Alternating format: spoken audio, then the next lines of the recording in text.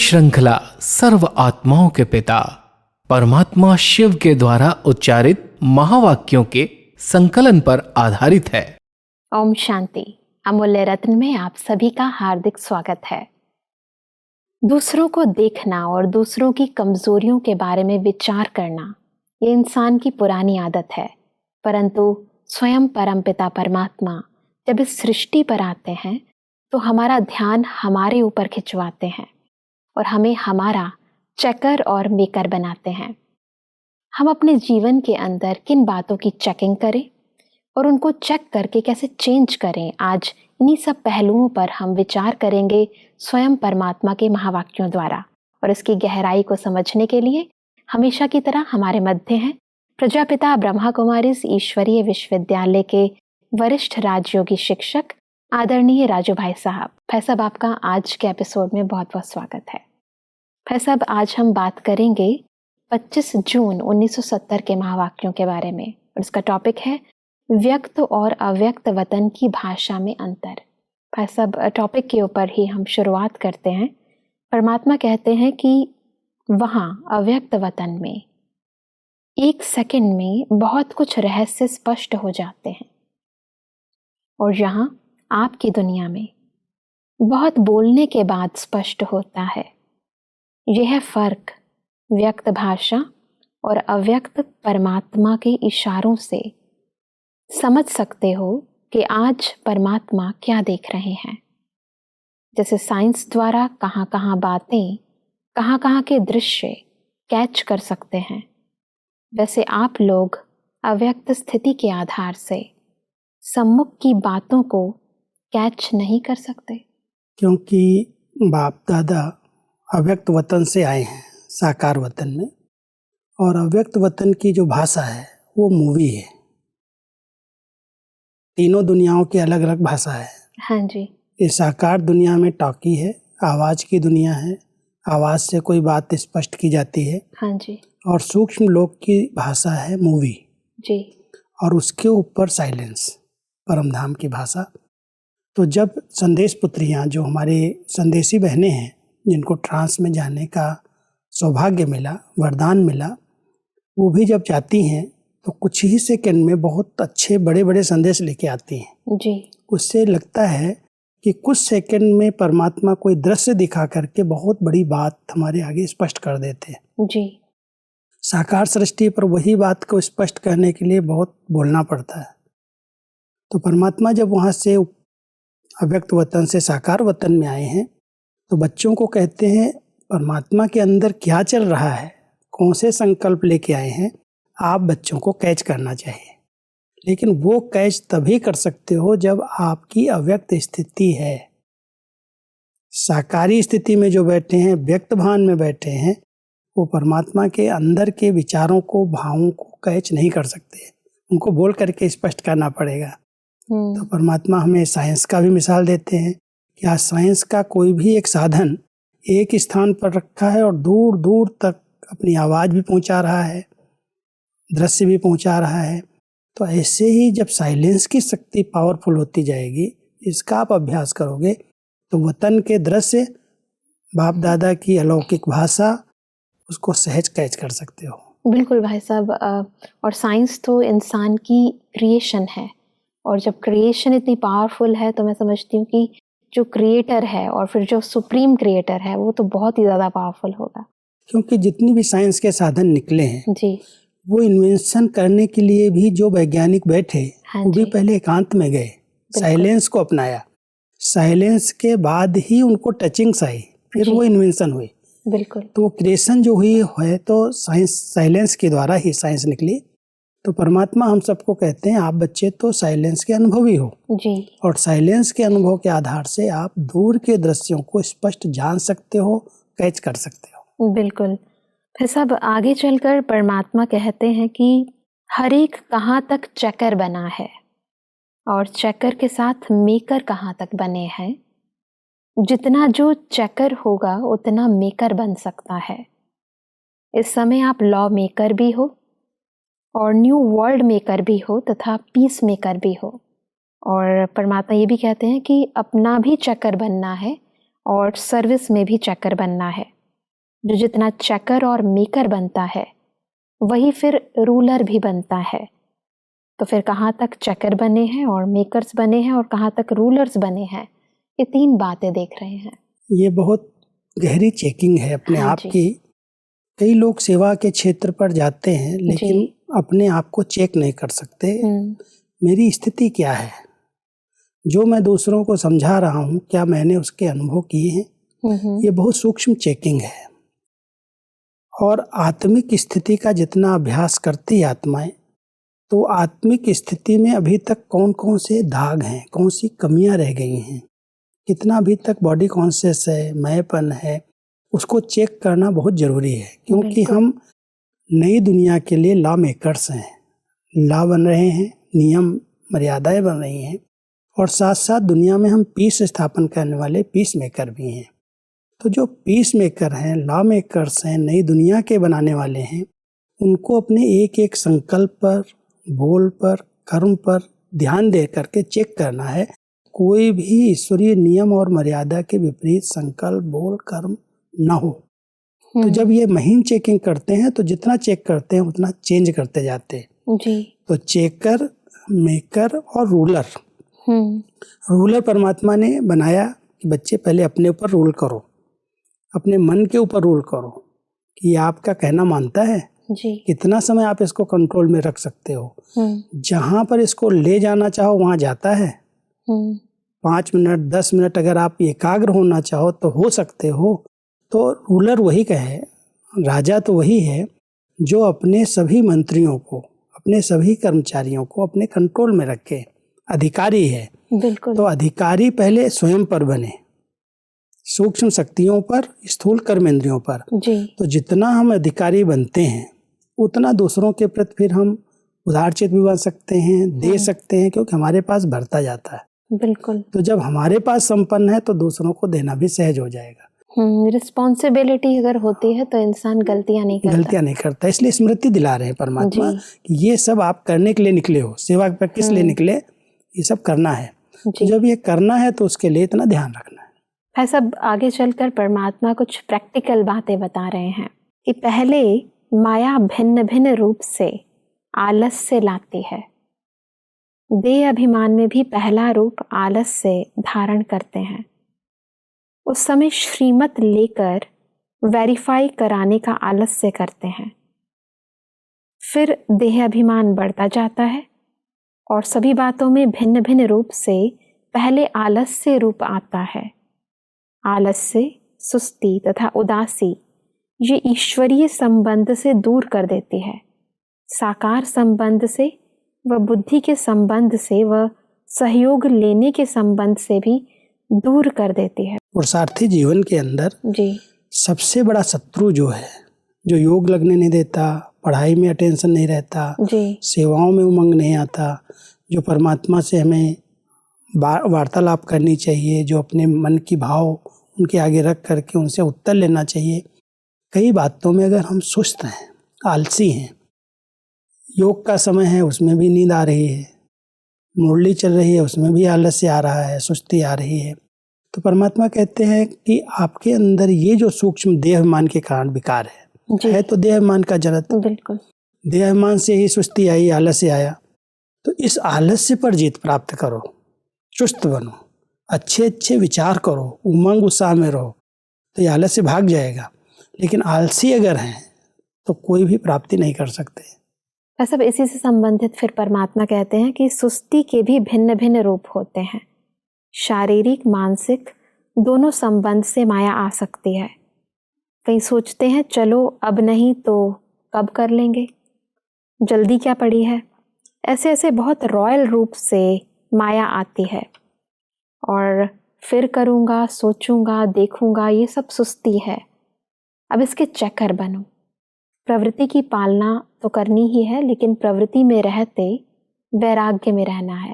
वैसे उससे पहले हम जानेंगे कि ये जो आते हैं संकल्प, मैं कर लूँगा, सोचूंगा, जो थोड़ा भी अलबेले या सुस्त होते हैं, जी, सुस्ती का एक, आलस्य का एक दूसरा रूप ही अलबेलापन। जी, हो जाएगा, कर लेंगे, किसने अभी तक किया है, अभी तो समय पड़ा है।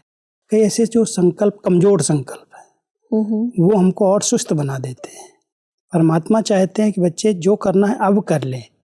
तो जिनके अंदर उमंग उत्साह है, जिनके अंदर कुछ करने की लगन है, वो तो कभी भी कल पर छोड़ेंगे ही नहीं। जो समय मिलता है उसको सफल करेंगे। कल किसने देखा? आज हमारा शरीर अच्छा है, हम कुछ भी कर सकते हैं, योग में भी अच्छी तरह से बैठ करके परमात्मा की शक्तियाँ ले सकते हैं। कल कोई ऐसी बीमारी अचानक आ गई, योग ही नहीं लगेगा, शरीर खींचेगा। आज मन अच्छा है, मनसा सेवा कर सकते हैं। धन कुछ है तो हम उसको सफल करके अनेकों का अपना भाग्य बना सकते हैं। तो परमात्मा कहता है कल के ऊपर नहीं छोड़ो। कल पर अगर छोड़ोगे तो कल काल का नाम है, कुछ भी अचानक हो सकता है। इसलिए जो करना है अभी कर लो। और साथ साथ ध्यान रखो, कभी भी संकल्पों में मन के अंदर ये ना आए अभी तो बहुत समय पड़ा है, हो जाएगा, कर लेंगे। ये वास्तव में बहुत बड़ी आलस्य की निशानी है। वैसे अक्सर ऐसा होता है कि व्यक्ति इस प्रकार के विचार चलाता है और जो वर्तमान का समय है उसको गवा देता है। और ये जो समय है संगम युग का, इसके अंदर मैं समझती हूँ कि हर इंसान को इसकी वैल्यू को समझकर उसे जितना बेस्ट टू बेस्ट कर सकता है वो करना चाहिए। सब परमात्मा कहते हैं कि प्रवृत्ति की पालना भी करनी है, लेकिन प्रवृत्ति में रहते हुए वैराग्य वृत्ति में भी रहना है। ये भूल जाता है, आधी बात याद रहती है और आधी बात छोड़ देते हैं। बहुत सूक्ष्म संकल्पों के रूप में पहले सुस्ती प्रवेश करती है, इसके बाद फिर बड़ा रूप ले लेती है। वैराग्य एक ऐसी चीज है जो कोई भी चीज को सहज त्याग किया जा सकता है। जब तक वैराग्य वृत्ति अंदर से नहीं है तब तक हम कहीं ना कहीं बंधे हुए हैं, कई बंधन बंधे हुए हैं। प्रवृत्ति को हम समझते हैं इसके बिना कैसे चलेगा, मैं नहीं होऊंगा तो कैसे चलेगा, या ये नहीं होगी तो कैसे चलेगा। कई ऐसे संकल्प चलते हैं प्रवृत्ति में जो बंधन बांध देते हैं। परमात्मा चाहते हैं कि सबके साथ निभाओ, लेकिन वृत्तियों से परे रहो। पर वृत्ति, जब वृत्तियों से परे रहोगे, वैराग्य वृत्ति रहेगी। ये हम सब खेल खेलने वाले पाठधारी पाठ बजा रहे हैं, जिसका जितना समय पाठ है वो बजाए, जब पाठ पूरा होगा तो चोला छोड़ेगा। तो ये अंदर की वृत्तियों में वैराग्य चाहिए ताकि कहीं भी अटैचमेंट न रहे। प्रवृत्ति में पाठ बजाते हुए डिटैच रहे, बंधन न बने, उसकी एक बहुत अच्छी विधि है वैराग्य वृत्ति। बिल्कुल भाई साहब, मतलब ये बहुत सारे हम आज जो हमारे सुस्ती के संकल्प है उसके बारे में हम विचार कर रहे हैं। और परमात्मा कहते हैं कि यदि ये विचार हमारे बढ़ते रहते हैं तो इसका बहुत ही बड़ा रूप भी आ सकता है आगे चलकर। और परमात्मा कहते हैं कि अगर उसी समय उसको निकाल दें तो ज़्यादा सामना ना करना पड़े। तो अब चेक करना है कि तीव्र पुरुषार्थी बनने में, वह हाई जंप देने में किस रूप में माया सुस्त बनाती है। माया का जो बाहरी रूप है उनको तो चेक करते हो, लेकिन इस रूप को चेक करना है। तो सब बहुत सारे रूप हैं, ये अनेक प्रकार के संकल्प हैं। बाह्य रूप से तो दिखाई देता है भाई ये विकार आ गया, ये बुराई आ गई, बाह्य रूप से तो हम माया को जल्दी परख लेते हैं। लेकिन संकल्पों में जो वार कर रही है, किसी कमजोरी को देखा, किसी के विचारों को देखा, किसी के पुरुषार्थ को देखा, और देख करके देखो इतने समय से योग कर रहे हैं, इतने समय से इतनी सेवाएं कर रहे हैं, इनमें भी तो ये संस्कार है, इन्होंने भी अभी कहाँ तक विजय पाई है। बिल्कुल। तो हम किसी की कमजोरी को भी अगर देख रहे हैं तो ये हमारी सुस्ती है जी, हमारे कमजोर संकल्प हैं। परमात्मा कहता है आपको किसी को भी नहीं देखना है, अपनी घोड़ तो नशा चढ़े जी, अपना चिंतन करके, अपनी चेकिंग करके अपने को परिवर्तन करो, नहीं तो ये माया सूक्ष्म रूप में अंदर ही अंदर बड़े रूप में आ जाएगी। किसी भी कमजोरी को, किसी कमजोर के पुरुषार्थ को देख करके आप कमजोर हो जाएंगे। तो इसलिए कभी भी कोई को देखने की जरूरत नहीं है। माया के सूक्ष्म रूप को पहचानो और स्वयं को चेक करके परिवर्तन करो। एक बहुत बड़ा अटेंशन आज हम इन अव्यक्त मुरली के थ्रू हम अपने ऊपर खींच रहे हैं कि क्या क्या और कहाँ कहाँ हमारे अंदर कमजोरी आ रही है। तो सब परमात्मा कहते हैं कि कहीं ये भी सोचते हैं कि फिक्स सीट्स ही कम है, तो औरों के आगे पुरुषार्थ देख अपनी बुद्धि में सोच लेते हैं कि इतना आगे हम जा नहीं सकते हैं, इतना ही ठीक है। ये भी सुस्ती का रूप है। तो इन सब बातों में अपने को चेंज करना है, तभी लॉ मेकर्स वह पीस मेकर्स बन सकेंगे, वह न्यू वर्ल्ड मेकर्स बन सकेंगे। पहले स्वयं को ही न्यू नहीं बनाएंगे तो फिर न्यू वर्ल्ड के मेकर्स कैसे बनेंगे? क्योंकि कई बार पुरुषार्थ के अंदर जो परमात्मा ने ड्रामा के गहरे राज सुनाए हैं जी, उन राजों को यथार्थ रीति से न समझने के कारण कई समझ लेते हैं कि ऐसा ही होगा तो फिर हम कहाँ हैं। मान लो परमात्मा ने कहा कि 8 ही फुल पास होते हैं। हाँ जी, विजय माला 8 और 108 की गाई हुई है। हाँ जी, बाकी तो सबको नंबरवार सजा भी खानी पड़ेगी। अभी नए नए पुरुषार्थी बच्चे ये बात अगर सोच लें कि जब 8 ही पास होंगे और इतने समय से पुरुषार्थ करने वाले जो 40 साल 50 साल 60 साल से पुरुषार्थ कर रहे हैं, उनका नंबर आएगा या मेरा आएगा? लेकिन परमात्मा कहता है बच्चे लास्ट सो फास्ट, कोई भी आत्मा अभी तक भी फिक्स सीट नहीं हुई है, आगे जा सकती है। बिल्कुल। तो सुस्ती के संकल्प नहीं करो। हम भी बन सकते हैं, रेस करो।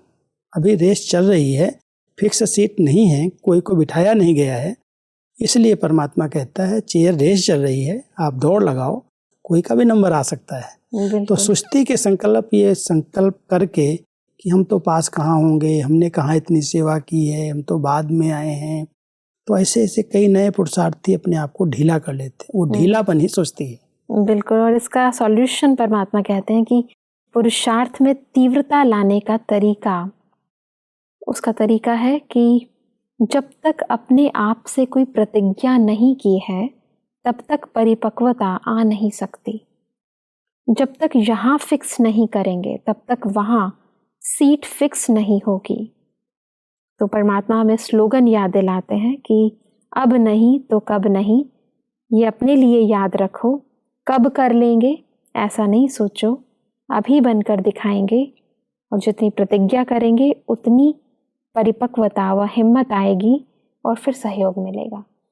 क्योंकि बिना प्रतिज्ञा के परिवर्तन नहीं आता।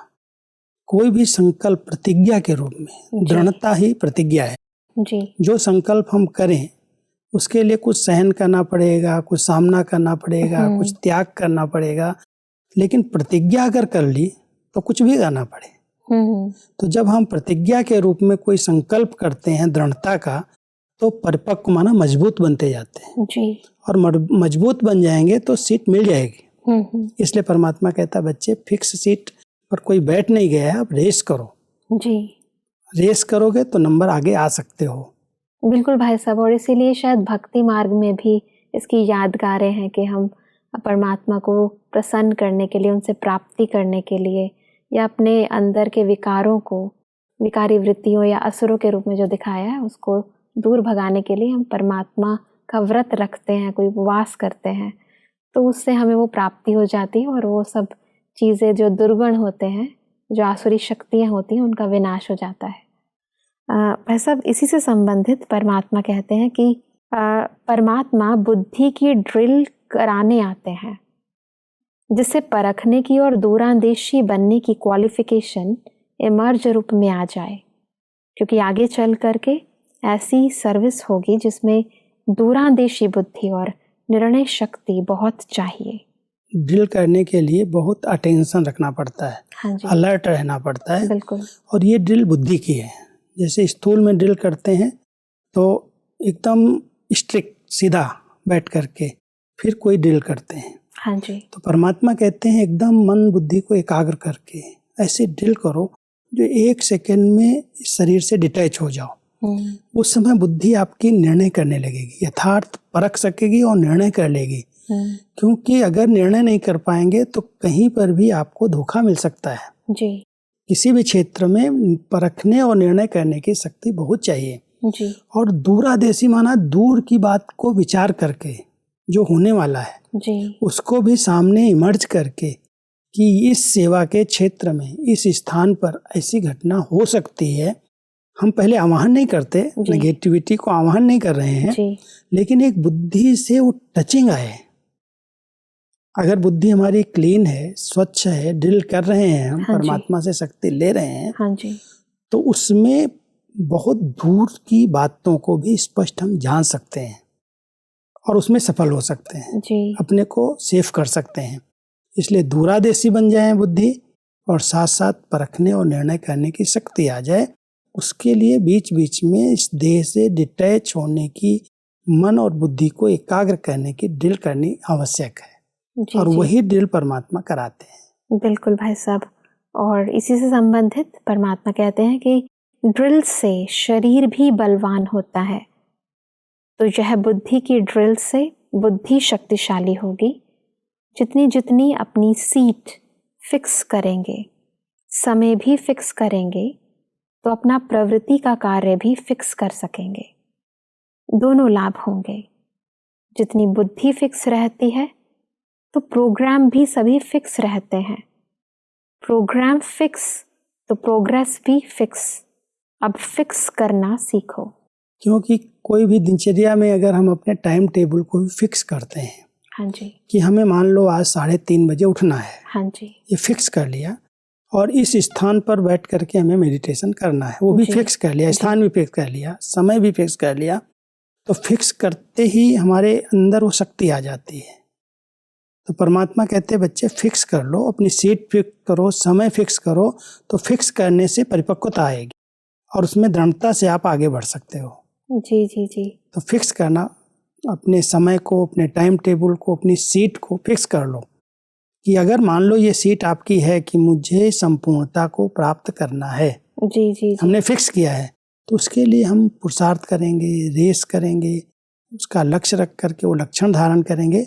तो इसलिए परमात्मा हमको कहते हैं वो भी फिक्स करो कि मुझे बनना है। बना था या नहीं बना था, पहले से नेगेटिव नहीं सोचो, मुझे जी, बनना जी। है। सब एक तो होता है कि हमने टाइम टेबल अपना फिक्स किया, जी, फिर उसके बाद आप कहते हैं कि सीट भी फिक्स करें, किस स्थान पर बैठकर हम मेडिटेशन करें। वो भी सीट फिक्स करें। जी, स्थूल जी। में भी जी, अगर एक स्थान पर बैठ करके करते हैं ना, तो उस स्थान पर बहुत अच्छा वायुमंडल बन जाता है। जी। बार बार चेंज करने से उस स्थान को फिर चार्ज करना पड़ता है। तो परमात्मा कहता है स्थूल में भी अपना टाइम, अपना स्थान फिक्स कर लो, जी, जी। लेकिन जो सीट प्राप्त करनी है, हाँ जी। जिस लक्ष्य को लेकर के हम आगे बढ़ रहे हैं, उसको भी फिक्स कर लो। इसीलिए शायद हमारे बहुत सारे बाबा के बच्चों ने अपने घरों में एक मेडिटेशन रूम बनाया हुआ है। तो सीट फिक्स की हुई है, जी, जी, जी। उसी स्थान पर जाके बैठ जाते हैं, जी, जी, जी। तपस्या करते हैं। और बहुत सारी ऑर्गेनाइजेशन में भी मैं समझती हूँ कि मेडिटेशन रूम्स बने हैं, और हमारे हेडक्वार्टर में भी जगह जगह पर मेडिटेशन रूम्स बनाए गए हैं, जहाँ पर सभी लोग ईश्वर को याद करते हैं और इकट्ठे मिलकर योग संगठित रूप से भी करते हैं। क्योंकि वहाँ का वायुमंडल योग से चार्ज हो जाता है। जी, वहाँ पर बैठते ही योग सहज लग जाता है। जी। इसलिए स्थान भी फिक्स होता है तो अच्छा है। तो सब एक होता है प्रोग्राम फिक्स, और फिर है प्रोग्रेस भी फिक्स। प्रोग्रेस भी होगी, नेचुरल है। जब हमारे प्रोग्राम फिक्स हैं, जब हम मेडिटेशन कर रहे हैं, समय पर कर रहे हैं, तो प्रोग्रेस तो होनी है, हमारी उन्नति तो उसमें समाई हुई है। जी, जी, तो जी। प्रोग्रेस का साधन है प्रोग्राम को सेट करें। जी, फिर सब परमात्मा कहते हैं कि अब संपूर्ण बनकर औरों को भी संपूर्ण बनाना बाकी रह गया है। जो बनता है वह फिर सबूत भी देता है, अभी बनाने का सबूत देना है। बाकी इस कार्य के लिए व्यक्त देश में रहना है। वैसे भी इसको थोड़ा स्पष्ट करेंगे कि संपूर्ण बनकर औरों को भी संपूर्ण बनाना है। क्योंकि हम व्यक्त देश में अभी रह रहे हैं, हम इस शरीर से अलग नहीं हुए, अव्यक्त नहीं बने। इस शरीर में रह करके संपूर्णता को प्राप्त करना है, और जब हम बनेंगे तो हमको देख के और भी बनेंगे। तो परमात्मा कह रहे हैं कि खुद पहले बनो, फिर दूसरों को प्रेरित करो, वो भी संपूर्णता को प्राप्त करें। तो व्यक्त दुनिया में, व्यक्त शरीर के अंदर आप इसीलिए रहे हो कि हमें संपूर्णता को प्राप्त करना है।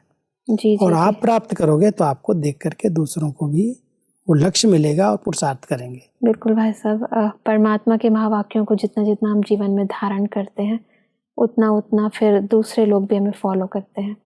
बहुत सुंदर भाई साहब, आज हमने बहुत सारी बातें आज आपसे समझी, और आज के एपिसोड में हमने अपने आप को कैसे एकाग्रचित रखें और कैसे बुराइयों से बचा कर रखें, खास इसके ऊपर बहुत अच्छी तरह समझा। भाई साहब, आपका बहुत बहुत धन्यवाद। दर्शकों, आज के एपिसोड में हमने समझा कि हमें अपना चेकर, मेकर और रूलर बनना है। कहाँ हमें किन बातों की चेकिंग करनी है, अपने आप को अधिकारी समझना है, और उससे ही हमारे अंदर उदारचित्त की भावनाएं आ सकती हैं। आज हमने अपने अंदर की सूक्ष्म सुस्ती के रूपों को भी समझा कि कैसे देह अहंकार का ये सूक्ष्म रूप हमें अंदर ही अंदर कमजोर बनाता है और इसे दूर करने का सहज साधन है स्वयं से प्रतिज्ञा करना यानी व्रत लेना। हम बार बार ईश्वरीय याद में रहने की ड्रिल करते रहें और अपने आप को सशक्त बनाते रहें। यही हमारी आप सभी के प्रति शुभ भावना है। और अगले एपिसोड में हम एक और अव्यक्त वाणी के साथ हम आपके समक्ष फिर हाजिर होंगे। तब तक के लिए लेते हैं विदा। ओम शांति। मुख्य सार, माया किस रूप में प्रवेश करती है? छठे विकार आलस्य के रूप में। श्रीमत को वेरीफाई कराने का आलस्य आता है। आलस्य सुस्ती तथा उदासी ईश्वरीय संबंध से, साकार संबंध से व बुद्धि के संबंध से व सहयोग लेने के संबंध से दूर कर देती है। सुस्ती का विकराल रूप देह अहंकार बढ़ता जाता है। करूंगा, सोचूंगा, देखूंगा, ये भी सुस्ती का रॉयल रूप है। अपनी चेकिंग करते रहना है, तभी law maker, new word maker और पीस मेकर बन सकते हैं।